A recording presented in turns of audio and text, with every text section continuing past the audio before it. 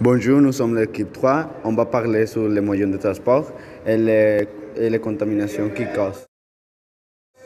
Les moyens de transport sont très importants dans notre vie.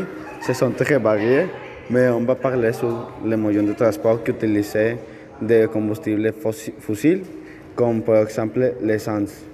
On a les bus, les taxis, les voitures, etc.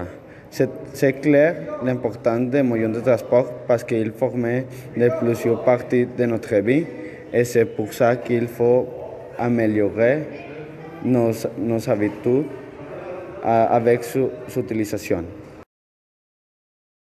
Pourquoi est-ce qu'on parle sur l'importance de la correcte utilisation des moyens de transport?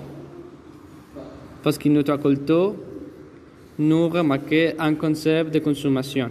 Avant, il n'y avait pas un problème écologique. C'est pour ça qu'on n'est pas préparé tout le monde pour protéger l'environnement. Maintenant, ces habitudes ont fait que l'air qui nous environne est pollué et il provoque que nous avons des maladies respiratoires comme la pneumonie ou même jusqu'à cancer du poumon. Ça, c'est principalement le problème de ces moyens de transport. Les maladies qui causent le dioxyde de carbone, grâce à ça, on a proposé des alternatives pour réduire ces émissions.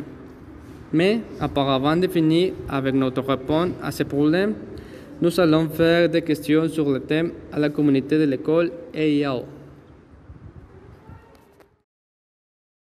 Est-ce que vous utilisez des moyens de transport? Oui, tous les jours, je l'utilise. Lequel? Lesquels? Les bus, le métro, le courrier. Ouais. Croyez-vous que les moyens de transport sont la cause de la contamination?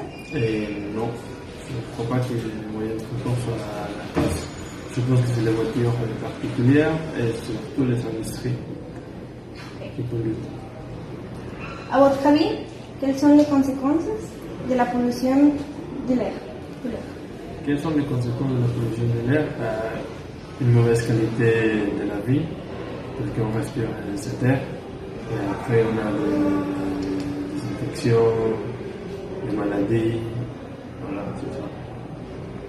Et pour finir, vous pouvez nous dire des alternatives pour finir les problèmes de la pollution de l'air? Les alternatives, c'est vrai que beaucoup plus de personnes utilisent les transports en commun, puisque on a une tendance d'utiliser de plus en plus les voitures individuelles. Et il faudra qu'on bouge de la voiture particulière à les transports en commun, le métro, le bus. Donc pour ça, il faut que notre système de transport soit effectif. C'est le gouvernement qui va faire des actions pour avoir un système de transport effectif et que les industries réduisent la pollution, les émissions de gaz. Merci beaucoup pour votre réponse. Est-ce que vous utilisez des moyens de transport? Oui, tous les semaines, je viens à le lycée de vous. Croyez-vous que les moyens de transport sont la cause de la contamination? Certains types de moyens de transport, pas tous, parce que les bus peuvent aider à diminuer la contamination de l'environnement. À votre avis, quelles sont les conséquences de la pollution de l'air? Je crois que les conséquences sont des maladies respiratoires, aussi peut-être un mauvais ou un change climatique. C'est ça, c'est les principales conséquences. Et pour finir, vous pouvez nous dire des alternatives pour finir le problème de la pollution de l'air? Je crois qu'on doit diminuer l'utilisation des moyens de transport privés et utiliser plus moyens de transport publics et Aussi, faire des covoiturages. Pour finir, on peut conclure que les moyens de transport sont très importants dans notre vie, mais ces transports peuvent être une des raisons qui fait de la pollution. Et c'est pour ça qu'il faut améliorer nos habitudes pour améliorer l'environnement. Par exemple, on peut changer ces moyens de transport